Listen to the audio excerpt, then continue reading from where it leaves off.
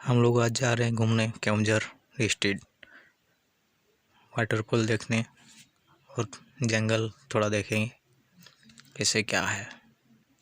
आओ चलते हैं।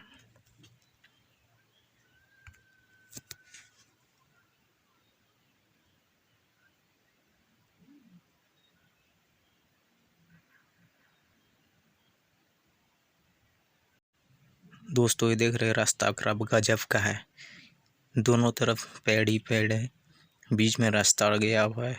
गजब का लग रहा है रास्ता। तो देखिए दोस्त लोग,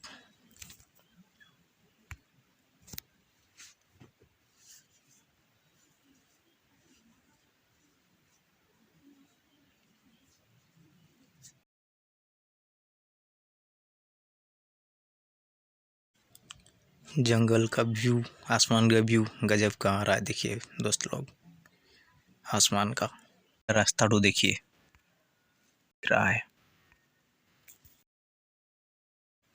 हम लोग जंगल होते हुए जा रहे हैं, जंगल का रास्ता से जा रहे हैं। वाटरफॉल तक पहुंचने के लिए चेष्टा कर रहे हैं। वाटरफॉल पहुंचेंगे, उसका भी व्यू दिखाएंगे। पहले जंगल का मजा लीजिए।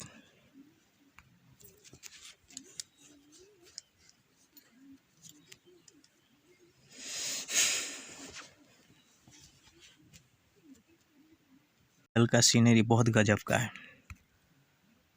लोग पहुंचने वाले हैं।